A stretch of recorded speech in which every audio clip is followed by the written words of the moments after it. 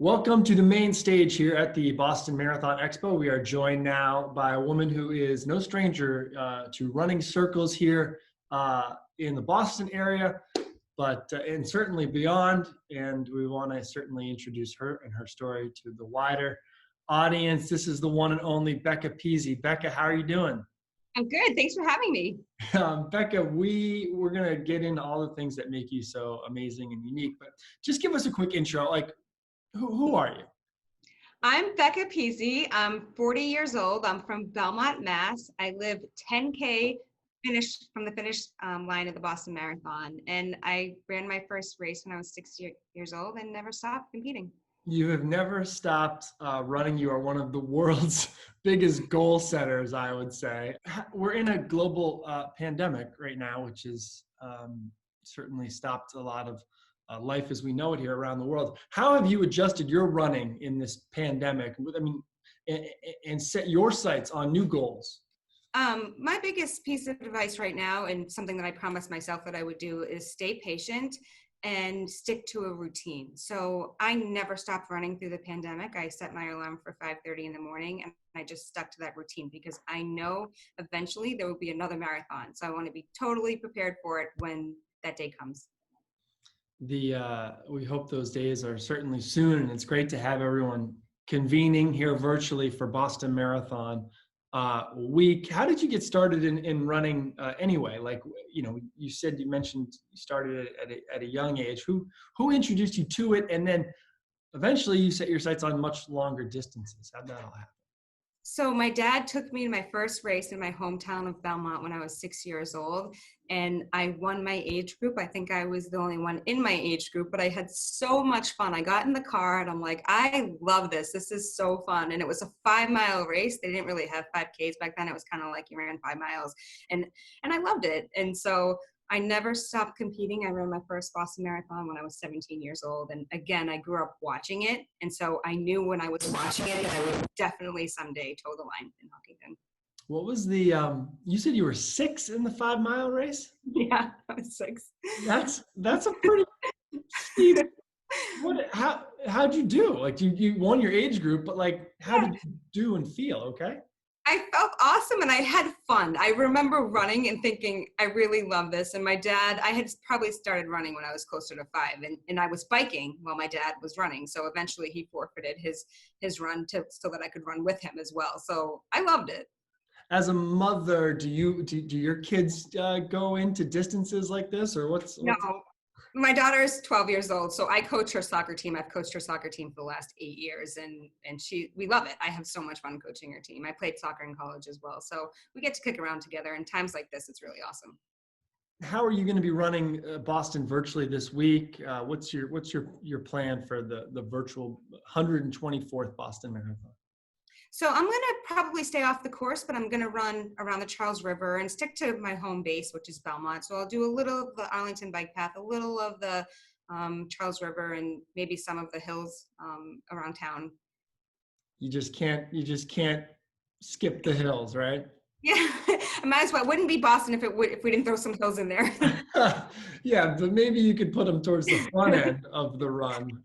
Yeah, somewhere in the start out, get them over with. 17 Boston Marathons? This will be number 17, and I'm so excited, and I feel so fortunate that we're counting it to keep my streak going. Yeah, it's I did my first last year. 17 is a lot, and when you live near the course, you have the ability to train on it. But having done it so many times, do you feel like you can really unleash a good race plan now? I mean, knowing how to when to push, when to pull back, et cetera, on the Boston course? Yeah, I just listen to my body, and I put the training work in through the winter, so I'm always pretty confident in my training. And I co-coach the John Hancock marathon team, and I just want to be the best runner I can for them, and set good examples and run hard and have a good race. I envision crossing the finish line so many times, and so I always want it to be a good feeling. So I work hard and reach for my inspiration during the running of the Boston Marathon to have a good race. Yeah, I mean, when you finish, you want to be feeling coherent and happy and joyful, as opposed to not, right? I want Yeah, and like I left it all on the course, and we have the home course advantage living in outside of Boston. So I get to, I'm like so close to the finish line. Have tons of family friends on the course cheering me on. When you've run races, this is a question I didn't prepare to ask you, but when you are running races far and running races near at home on your home course, I mean, you mentioned your fans and supporters. Do you write your name on your shirt or do you not?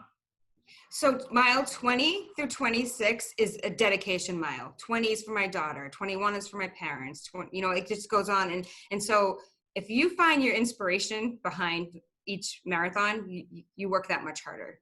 So mile 20 through 26 have always been probably the last 20 marathons, inspirational miles, leaving it all out there for the people that in the community that I love. That'll certainly help get your mind off any pain that you might be feeling at that time.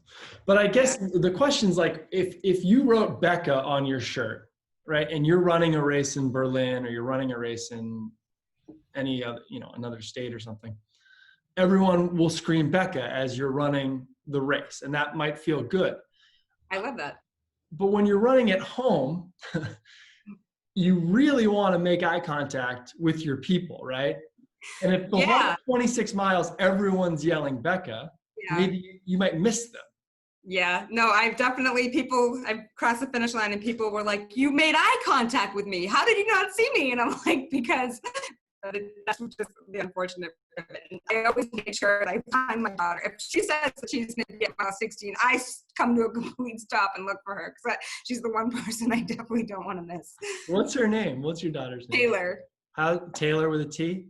Yeah, Taylor. How's she enjoying soccer? Has soccer started back up yet or not yet? No, we start in August. And so I co-coached. I've been helping out with the girls' Belmont varsity team. And she comes down and watches and learns from them. So we're just trying to stay busy and work hard. I became introduced to you and got familiar with you, I think, at the same time a lot of other people did. And I think it was 2015 when you took on one of the world's most daunting running challenges called the World Marathon Challenge. And you tackled 7 marathons in 7 continents in 7 days. And in doing so, you became the first woman to ever complete that. That's a pretty cool feat. How did you find the concept of the World Marathon Challenge?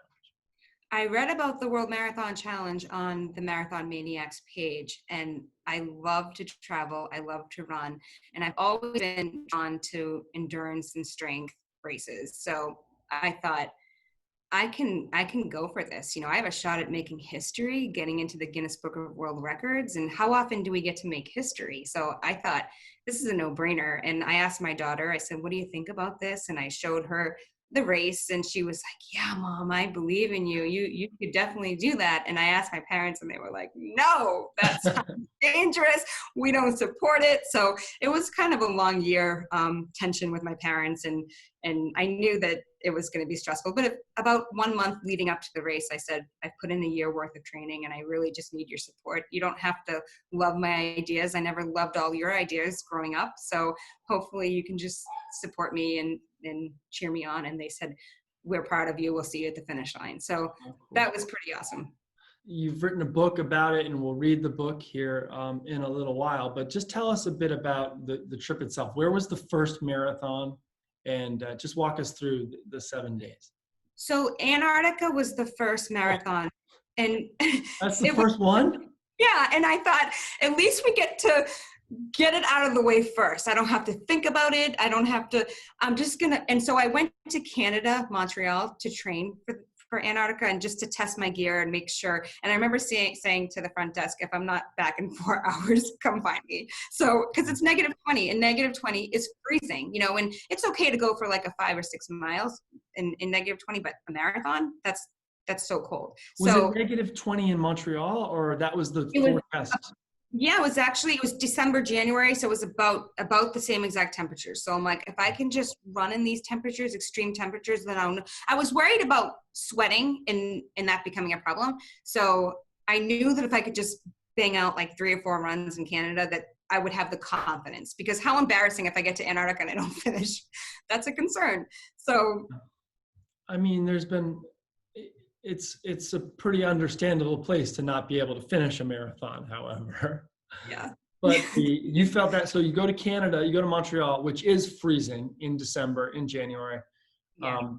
And that helps. So 3 or 4 days of training up there. And then boom, the trip. When is the trip? When is the World Marathon Challenge in the calendar year? End of January. Okay. So off you went. So it's summertime down there. The only time you can probably go, but it Yeah. was still -20 in Antarctica. Right. How was it? Freezing. It was, you step off the plane and it kind of takes your breath away. You're like, this is going to be a long day. It's very cold, but it was so awesome. We took the Russian Illusion, which is a military style plane that could land us safely on a glacier. And it was awesome. I felt like I am so lucky to be doing this. But you go to start the race and it was so cold, my iPod wouldn't even turn on, and it was fully charged. And I was like, this is gonna be a long 4 hours. What am I gonna do? The 2 guys that were ahead of me were about 15 minutes ahead of me, and the guy behind me was 30 minutes behind me. And I was like, during the race, am I even going in the right direction? I don't even, it's just 4 10K loops. So you're like, I got this. You just stay focused, and you don't, let your guard down, and you trust your training, and I had worked really hard over the course of the year. The good thing about Antarctica is you can't run it fast. You kind of feel like you're working really hard and not moving that fast because you have so much gear on, and the sun is totally blinding. You have to be covered head to toe. No part of your skin can be shown, because you'll get little blisters, and the sun is fierce, and the wind is just I felt like somebody was like holding my jacket down. Whoa. So it's like a sunburn thing? Yeah, because you're so close to the ice, and the sun bounces off the ice and kind of reflects off your skin. So running in sunglasses, that was not totally normal for me. And I knew in my training, it was get comfortable being uncomfortable, and you'll make it. So train in this gear and run it all hours of the day, and you'll make it. Wow. So you did it, you made it, you finished with 27 layers of clothes on and nothing exposed. And then you get back on this military style airplane, and then you fly where? Chile. No, I mean, not how were you feeling? Where did you fly up? No, we flew. So, joke.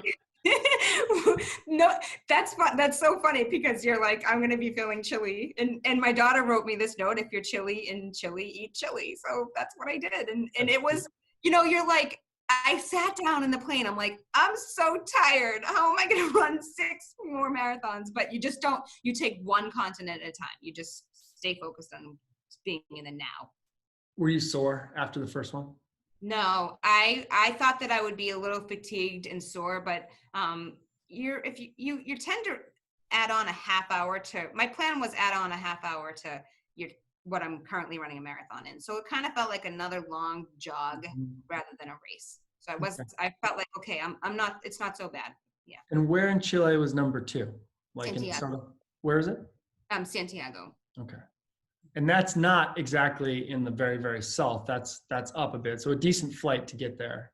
Yeah. Yeah. So we had about a 7-hour flight to get there. And was this one on roads, streets, pathways, bikeways? Streets. This one was from this point on, we were on the street. You must have felt like, wow, there's people out here, and there's buildings.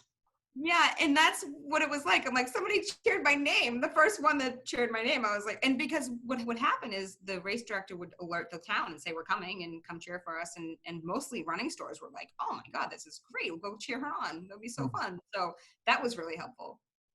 So plane lands, there's some time, you run the race, you finish the race. How are you feeling after number 2? I feel like strong and confident and right where I needed to be. And your body's holding up? Yeah, lots of recovery, lots of pliability, lots of just stretching and foam rolling, and was in a good place. Okay, so now 2 down. Where do you fly next? Miami, home course advantage. I had Starbucks and pizza. So how many people are on the plane doing this? The first time I ran the race, there were 15. So 4 women and the rest men. What do you mean? So you've done World Marathon Challenge more than once? I did it 2 times. Whoa. Okay, so Did. there's 14 men, one woman, and you guys are going around the world here. So you land in Miami, pizza, Starbucks, and a casual marathon. Again, was this through residential neighborhoods or was it like No, this was on the Miami boardwalk. So I had my friends and family there, and that was really awesome to have their support there. up and down kind of thing? Yeah, 4 out and backs Wow. on the boardwalk. Lots of palm trees. Yeah, it would have been nice to finish with Miami as number 7, I'm sure. But Yeah, you, nope, you got back on the plane, and then was it off to Africa or Europe? Madrid. So this one was Madrid. Madrid and Morocco were the ones that I was essentially training my mind and body for the entire year, because those marathons were 2 marathons within 12 hours. Madrid was run at 11 a.m. We took an hour and a half flight to Morocco, and that was run at midnight. So I'm like, if I can just get through these 2 marathons, I'll be on the home stretch, because I'm not an ultra marathon. I've never run an ultra marathon, but running these back to backs felt like I was running 2 marathons. And I believe it. Yeah, I so believe it. Where in Morocco was it? Morocco was, so it ran around these camels, and it was in Marrakesh. Yeah. And I remember looking at these camels and I was like, is this real life? Is this happening? And they were spitting. It was really cool. Morocco was one of my favorite locations. It was awesome. And it was on pavement. I mean, you were Yeah. on streets. Yeah. Yeah. Well, did you ever see Morocco in the daylight, or did you get there and? No, and the crazy thing about these whole 777 is a lot of the races wound up being at like 9 o'clock at night or 10 o'clock at night. So you go all the way to Africa or Europe and you don't see anything, but that's okay. I was there to race. You must be completely shot after number 5. I mean, after Madrid, and then another one, basically 2 in 12 hours. I can't Yeah, even imagine. that was tough. That was probably harder than Antarctica, just because they were back to back. When I towed the line of Morocco, I'm like, yikes, I'm tired. And it took me about 5 to 7 miles to really wake up my legs. They just weren't really moving. Did you use one pair of shoes the whole time? I had 3 pairs of sneakers that I just kept shuffling out, and the ones in Antarctica got wet, so I tossed them as soon as I got to the next continent. I was like, these are too wet. I don't want to chance anything, and they're probably not going to dry in the next couple of days. So I tossed those, and I was down to 2 pairs. How did you maintain like a good mood the whole time, or did you? I felt lucky to be representing our country, and and it was building momentum. So like the Wall Street Journal and Sports Illustrated, and everybody started to just kind of chime in and cheer for me, and that was a good feeling. Yeah, I believe it. That can certainly boost you on. So now Yeah, from Marrakesh, you are flying where? Dubai. Oh, another cool climate. So what That was really hot in Dubai. It was pretty hot. what time was the race? I mean, what time did you land? What time did you run? We landed at 10. We started the race at 12. So I had just called my dad. I said, we have 2 more to go. It's happening. We're doing it. I was just saying, I feel so good and strong, and I can bang out these next two marathons. 10 Um, p.m. or a.m.? AM. So the sun was like really, really blinding. It was hot. It was like Dubai. And I remember like it just being like really hot and sticky. And I remember just thinking, at least I'm not in Antarctica. But instead of it being minus 20, it's got to be Fahrenheit. I think 85. Okay. Yeah, it's about 85. There was no sun. We ran it on the boardwalk and there was no sun. Let me imagine. And I would, in terms I of, mean, no shade. what's Yeah. that? There was no shade. Tons of Yeah. sun, no shade. Yeah, and no clouds either. In terms of like the mercury and the temperature, was it highest in Dubai or Santiago or? Probably Africa. Africa was probably, even though it was run at night, that was really humid. I don't doubt it. Marrakesh is, I mean, you're basically on the edge of the Sahara Desert. So, Yeah. So I suffered an injury in Dubai. I felt like my leg tear at mile 2. And I just was like laying on the ground, kind of like rocking. And I remember like, my teeth moving on their own, thinking like, I'm in trouble. Something is really hurting. So it turned out to be a torn groin. So I remember Tom Brady saying in the Boston Globe, we didn't come this far to just come this far. So I got up and I finished that marathon and literally just took 1 mile at a time and thinking, there's just, I put way too much, invested way too much time and money and effort into this, and there's nothing's going to stop me. So at that point, when I finished Dubai, I really wasn't in the best place, mentally and physically. I had one more to go. It was like a torn groin, basically at mile 2. Yeah, mile 2. And so I thought this is going to be a long, a long day ahead of me, because I can't walk and I have to figure out how to run, but not finishing the race just wasn't an option. I worked way too hard. 1 mile at a time is a great mantra, especially Hmm. at mile 20 when there's only 6 miles to go. At Yeah. mile 2, it's a long day, and this is broad daylight in Dubai. Strange person in a strange land doing a strange thing, and I can imagine you must have felt like alone at one point. It was so scary because, I laid my dreams out there and so many people said, oh, it's impossible. It can't be done. And there were 2 attempts by American females that just weren't able to finish the same thing. They got to marathon 6 and got hurt.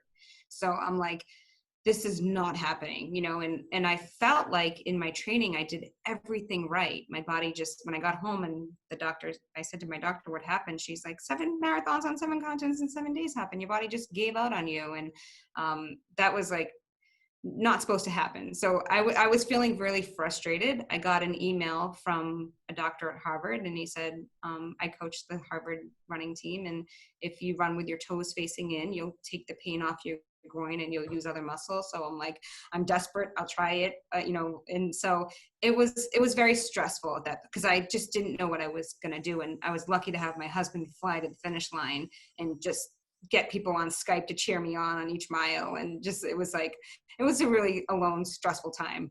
In Dubai. Well, that one I was like in the moment, so I didn't really know how bad it was. I thought it was like a blood clot. I wasn't quite Okay. sure. Yeah. So it's kind of like I just ran not really knowing how bad it was. So when I crossed the finish line, we had a team look at it and just say it's torn, and I thought, well, it's not a blood clot, so I can try and run. So we had a 13-hour flight, and the airline stewardess said, I know who you are and I know what you're doing. And she switched out my ice pack for me. And then she came to the finish line to cheer me on. Oh. And, you never, ever forget that, she's like, you remind me of my daughter, and I just wanted to be there for you. And I'll never forget looking up at my 22 and seeing her there cheering. And she switched out my ice pack. I mean, I really wasn't, the highs of the 777 were really high and the lows are really low, so I just went with the flow. The flight from Dubai to Australia, it's a long one. And how many? 13. Was it? Did you go to Perth or?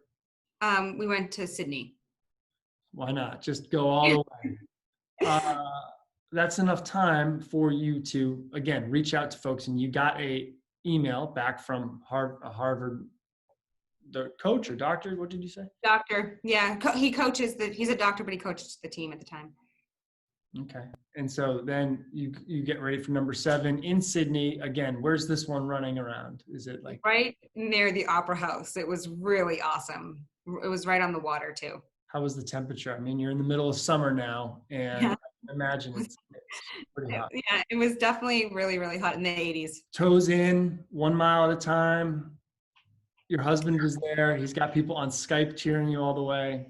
Yeah, it was awesome. I had a friend living right there at the time, a mile from the finish, and he came and biked with me. He biked and I ran, and he just was, we were pulling out all the resources, anything that they thought would help. I can't imagine that conversation behind my back, like, we can help her. But it was definitely, it was still so fun, and when I crossed the finish line, my parents were live on Skype, and they were crying, and they were like, we did it. And yeah. I said, we? So at that point on, and my daughter was pulled from her classroom, and she got down to the principal's office, and she got to announce that I just made history, and the whole school like roared. And she was like, Mom, it was so awesome. And the school also did homework every day based on where I was and how I was doing, and they incorporated it into the school homework. So that was really cool. In 1966, Bobby Gibbs' parents did not want her to run the marathon. and then they didn't, you know, her dad didn't she really had to sell her dad into the idea. And then she did it, and they were so proud. And you attempted something, when I didn't know this until today, that two other women had tried and couldn't do. And I'm so glad that your daughter's school erupted, because you earned it. Thanks. I always say if my dreams don't scare my parents, they're not big enough. I can tell by the look on their face how big my goals are in dreams by how they behave when I tell them. What a wonderful ride and trip and journey and story. And you rightfully put a lot of this into writing, and you made a book out of it. Tell us about the book before you read the book for us. Yeah. So, you know, my goal is to inspire the world, especially the children, and to show them that you can do anything you put your mind to if you believe in yourself. And I do a ton of motivational speaking. And when I do that, the children, they just like, their jaws drop. They're like, their questions are so awesome, you know. And one of the questions that I kept hearing is, do you have a book? You know, at first it was like, are you in the Guinness Book of World Records? And that actually took a year long to get all the courses certified, and I needed 2 witnesses on every continent. And so then I was like, yes, I'm finally in the Guinness Book of World Records after a year of applying. Then it was, do you have a book? So I said, I'm going to absolutely write a book, and I know they're going to really like it. And I teamed up with Mascot Books, and it was awesome. Yeah, I really had a fun time writing a book. Is probably the hardest thing I've ever done. It was just like a foreign language to me. I didn't really understand the process or how to do it, but Mascot Books made it really easy for me. Well, you also didn't understand the process of running 7 marathons. Yeah, sometimes I get in a little over my head. I work backwards. I shoot for my goals, and then I try and figure out how to do it. Hey, that's all right. That's what courageous people do. Quick tour around your room here. There's your Guinness Book of World Records thing over on your shoulders, right on the wall. You don't have to bring us around. Then the seven continents in order. No. And then it was a gift from one of my sponsors, Lion Wa, painted that for me. That's awesome. That's awesome. Well, why don't we jump into the book? Let's hear it. I haven't read it yet, so I'm excited to. Sure. Great. So Becca's Feet on Feet. And one fun fact is that my dad, who took me in my first race, titled, I went over to his house and I said, I'm just missing a title. And he just said, Becca's Feet on Feet. So I said, let's do it. Let's go for it. Good choice. Okay. Yeah. Let's go to the map for a second. Here we are. Sure. The map. Yep. So the 7 parts of the continent that I ran. It's amazing. Yeah. So, you know, people always ask me, what do you think about when you run? My daughter, you know, it's my goal to make her really proud, and it's fun to be a role model for her friends and peers in school. She must be so proud of you. She is. We have a lot of fun. So, can you see that? Yeah? Yeah. Hi, I'm Becca, and I love to run. I run every single day, no matter what the New England weather brings. I ran the first race with my dad in Massachusetts when I was just 6 years old. Running is my passion, and it has taken me all around the world.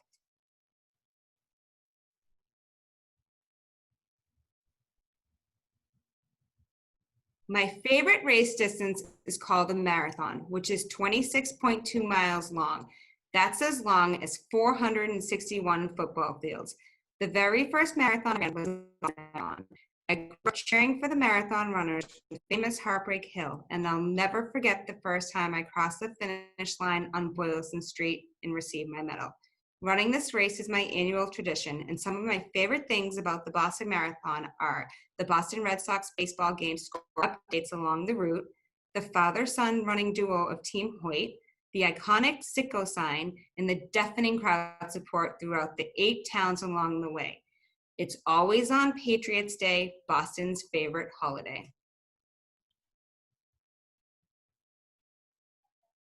One day, I read about a race called the World Marathon Challenge. The race consists of running 7 marathons on 7 continents in 7 days. That's 183.4 miles in just 1 week. From the freezing ice caps of Antarctica to the hot desert lands of Africa, I would be pushed to my limits and beyond. An American woman had never completed the race before. Could I make history and be the first one? When I asked my daughter Taylor if she thought I could do it, she jumped up and shouted, "Yes, I believe in you, Mom. Finish strong." And that's how I got my motto from my biggest inspiration. The first marathon was in Union Glacier, Antarctica. Usually only penguins live in Antarctica, but I actually got to go visit. To get there, we had to fly on a Russian Illusion, a military plane that could land us safely on a glacier. Glaciers are made of compact snow and ice, which is what we would be running on. The wind was fierce and the sun was so bright, but the Antarctic ice cap mountains were a nice distraction from the cold. I stayed focused and finished strong. I waved the American flag proudly when I crossed the finish line. 1 marathon down, 6 to go.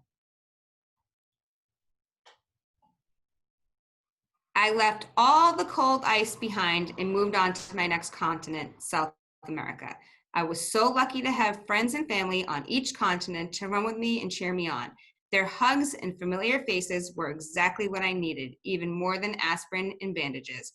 My friend Jenny ran the marathon with me in Punta Arenas, Chile. The course ran by the Strait of Magellan, and having her by my side meant the world to me. Taylor had written me a note to read after I crossed the finish line on each continent. This one read, "If you're chilly in Chile, eat chili," which is exactly what I did.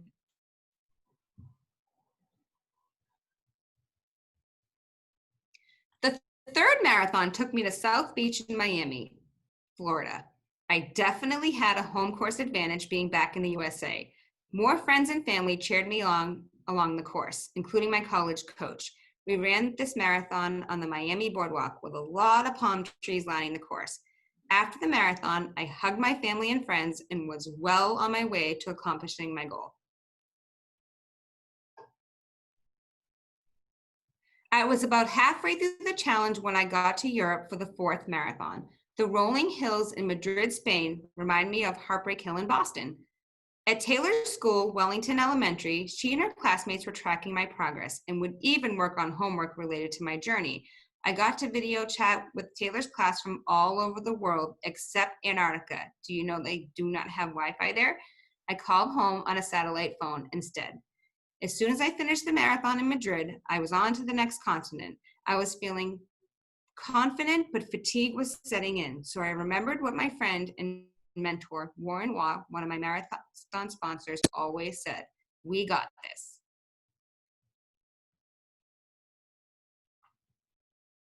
Eat, sleep, fly, repeat. We averaged 10 hours flying per continent. Right when we land, I'd put on my running sneakers, change my race gear, and go straight to the marathon. In between marathons, I'd focus on recovery and foam rolling. Seeing the landscape of Marrakesh, Morocco for the fifth marathon was so cool. My friend Janet biked with me for the entire marathon, and it was so much fun to have her there. The camels in Morocco were something to remember. After finishing the race, I boarded the next flight, this one to Dubai in Western Asia. Having completed 5 marathons in just 5 days, I was gaining momentum and only had 2 left to go.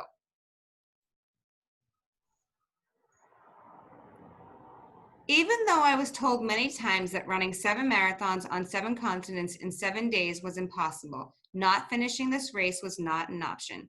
But my confidence was tested in Dubai, a city in the United Arab Emirates. I promised myself that even if I fell down at any point in the race, I would get back and finish strong. I injured myself and the pain was constant, but I completed that marathon like I did every other, 1 mile at a time. When I crossed the finish line, I felt as tall as the Burj Khalifa, the tallest building in the world, one that we ran right past in Dubai. When we landed in Australia for the final marathon, I was exhausted. I was only 26.2 miles away from accomplishing this feat. The crowd support from the Australians at midnight was awesome. Crossing the finish line 10,086 miles away from home with my family watching live on Skype was something I will never forget. The first words out of my mouth when crossing the finish line were, "We did it."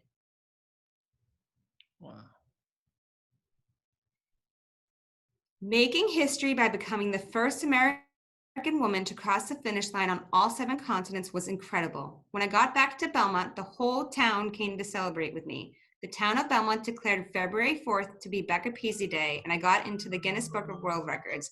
I even got to be in a commercial, and I threw out the first pitch at Fenway Park. I was so proud to represent my country and even prouder to bring my medals home to Taylor.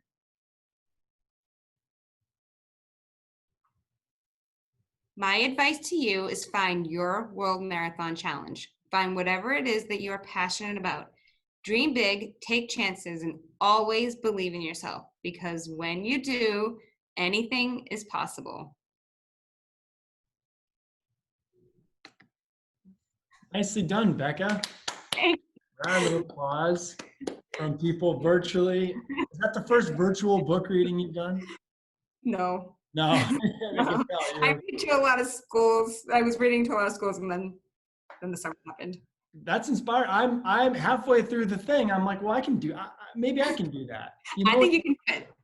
I mean, I've not run nearly as many miles as you have, but I'm sure I would feel differently after completing one marathon. But it proves that if you set your mind to something, you can get it done. You can do it. And boy, you really had to push through some painful stuff. What are some of the questions that you get after you finish reading that book? So they often ask about my training, like how did you train for this event? And mostly, mostly it was running 70 to 100 miles a week. And, you know, I think the other thing is, how did you do it? Or, and how did you do that? And you have to take chances in life, whether it's work or whatever it is that take chances, because I always feel like once you step out of that comfort zone and take chances, big things happen. You took a risk, and your parents were skeptical. Your daughter was optimistic, and you you balanced that, and you went for it. How long did the training take to build up to that amount of weekly mileage for you? So I was running between 50 and 60. So every 2 to 3 months, I added like 10 miles to the week. So I was up at 100, fully at 100 miles before. When I was heading to the start of Antarctica, I was running 100-mile weeks, no problem.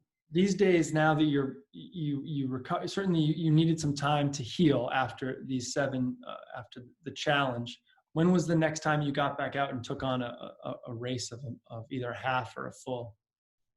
So I finished, I was done in February, and I went to my doctor and I said, so I'm running the Boston Marathon. It would be my 15th consecutive year. And she's like, of course you are. I know you're going to run it. And so I was like, heal me, do whatever it takes to get me to the start. I don't even care if I, and it gave me a goal to look forward to, and I was still at that time limping, and I was doing a ton of speaking around the world. And so it was definitely, it gave me a goal to look forward to. And I went to the start of the Boston Marathon. I think it was like a big year. I think it was like 15 for me or something. And I was like, I'm here, I made it, and I was just like, have fun, but then I get really competitive and want to run it fast. But I think another huge question is, what's next for you? Because it's hard to have a big goal. You do it, you race it, and then everything goes well. And then what's next? So I toyed with the idea of running 777 again.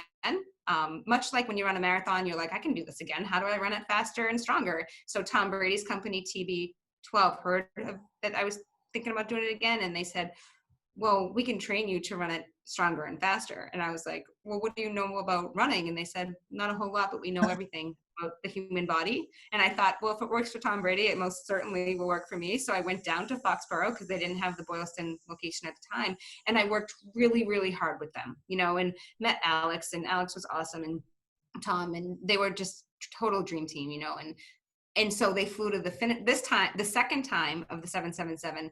It ended in Miami, and I got to cross the finish line. My daughter ran the last 100 yards with me, and that was so special, because 50 years ago, women were told that their bodies couldn't handle the distance of a marathon. Fast forward 50 years, and I'm running it on all 7 continents with my daughter by my side, and TB12 cheering me on. Like they were like my biggest supporters, and they documented the journey, and Tom Brady shared it on his Facebook page, and it meant so much to have so many people in my corner. what was it 2017, the year you went back to do it a second time? 2018. 2018. Okay, so first time was in 2015, second time was in 2016 and then 2018. 16 and then 18. Okay, so then how did it was you took a different route the second time. I mean, you finished in Miami. That's sweet. Doesn't mean it was easy to do it the second time just because you've already done it once. I had the confidence, I had more competition, but I was like, I have the confidence now. I already did this. How can I do it better? And the locations were awesome. We went to Lisbon, Europe, and Perth, Australia, Cartagena, Colombia. Those are some pretty sweet locations. And I probably wouldn't have done it again if they didn't change the locations. But since I love to travel and love to run, I thought I'm going to run this again. Becca, how can people get the book that you just so beautifully read for us? Thanks. It's on Amazon, and it's on beccapizzi.com, and it's on Barnes and Nobles. And so do you ever think of like worlds outside of running, like where you could you've accomplished so much in running, and yes, you asked what was next, and then you went and you did it again faster and better, and finished in the US. But like there's a big wide world out there, and you are a busy woman running a business and running a family, and what else is out there for such a big goal setter like you? So for what's next for me, well, I work a lot with community. I coach the soccer team, and I love to help with the cross country team, and my daughter's teams I always coach. But for big running goals, it's to finish the 50 states, which has been so fun, and to run across America in the near future, which would be another huge goal for me. So definitely gonna go for that. So let me just run one marathon in all 50 states. And how many have you done so far? 34 states. That's one goal. I think a lot of marathon runners understand, they get that. Yeah. Running across the United States of America. You've spent too much time hanging out with Dave McGilvery. That was the first person I reached out to, and he was like, I helped him a lot with the 777, just answering little questions that anybody would have. And I asked him, I said, what do you think about this, the run across America? And he said he just had so much fun. And then I also reached out to Pete Kolsnick, who has the record, and he said he had so much fun as well. And I think, at some point it's going to take about 54 days if I'm running 52 miles a day to break that record. But it's going to be a lot of perseverance and a lot of training to go into it. So, but I think the USA is so awesome, and running across it would just be, which I've just envisioned crossing the finish line in New York so many times. And I've had my eye on this for about 7 years. So I think it's just setting a date and going for it. What's the record? Is it the female record or the record or? The female record is 54 miles a day and it took her about 56 days. Wow. Yeah. So there's no room for error. And if you miss, and that just means running it in the rain and running it at whatever weather comes your way. And I'm hoping my daughter will be out for the summertime. I'd like to do it next year in the summertime and just have her there cheering me on and supporting me. Where would you start? In San Francisco. So it's San Francisco to New York City. That is, there's like a route. This is a thing. Yeah, there's a thing. Yeah, this is a thing. So. Okay. So just, do you have like a camper going with you? Does someone drive along with you? Do you carry your stuff on your back? How's it work? No, so I'll have a team of people on me, and that's a pace car that says, and it will probably be Becca's feet on feet. It will say the same kind of thing. And you just switch out. I think every person stays with you for about a week, although my husband will be there for like the first month and then the second month and then at the finish line. But I think having like, my uncle's retired, I'm sure he'll be able to help me out a lot, and having a team of people on you to really support you and help you stay focused. Becca, I think anyone who ever had doubt about you you've convinced them at this point. I mean, you must, that you engender such support is not surprising to me, but I imagine you still have questions, whether they're in your own head or from other people, about the goals you want to accomplish. How do you, there must be so much self-belief that you've built over the years. Yeah, so I think that's exactly it. When I say I'm going to do something, believe it, because I'm going to do everything in my power to get to that goal, and oftentimes when I say I'm going to do it, I work really, really hard. And I think it takes a tremendous amount of patience. Like, there were days when I couldn't stand up. I was so tired. I felt like Rocky in the whatever round. And I was like, you just kind of talk yourself up. You just get out of bed and do what you can do, and life's not always going to go your way, and just stay patient, and work hard. Just keep your eye, sometimes always have a goal A, plan B, and a plan B, because sometimes A is not going to go your way. Just you have something else to shoot for. Present day, you said you're waking up at 5:30 every morning here in this pandemic and getting out for a run. What's your distance and what's your discipline secret to make it happen so early, so regularly? So knowing that there's going to be a marathon eventually, and I want to be totally prepared for it. And I always, when the pandemic happened, I'm like, just stick to your routine. I love to run, so I love the way after. I don't always love to get up at 4 in the morning or 4:30 or 5, but I knew that if I could stick to a routine, that I would never break that cycle. So it was important to me to just, I thought, oh, what if I just start running at 9 or 10? I don't want to do that. I want to stick to the routine and stay focused. And it's really tough right now. There's not even a marathon in sight. And I think when it really hit me was when I was checked into the New Mexico Marathon, and they canceled the plane, everything, like the race and everything. And I'm like, okay, regroup, and at that point When I you was in, checked into the New Mexico, like you're there? no, I was at the airport getting ready to fly out to New Mexico, and Tokyo had just canceled. So Tokyo canceled, and I was like, that was frustrating, but that's okay. Let me just see if I can knock out more of the 50 states. And I pay like a lot of money to go to New Mexico, and then I'm checked in at the airport, and they were like, the race. I got an email saying the race has been canceled. I'm like, oh man, this is really frustrating, but that's okay. I have my health, and I felt like just, okay, look for the positives. So, but it's hard because I've run about 10 marathons a year. So this is like the longest I've ever gone without a race. It's really frustrating, but I'm really looking forward to Boston because it will feel normal to me, and I'm going to put my bib on, and I'm psyched to get my medal. And I'm so lucky that they're counting it for a marathon because, get to keep the streak alive and cheer on all the runners. Any last tips you'd give to folks running virtually this week here at Marathon Week if they haven't gone out already? Have fun.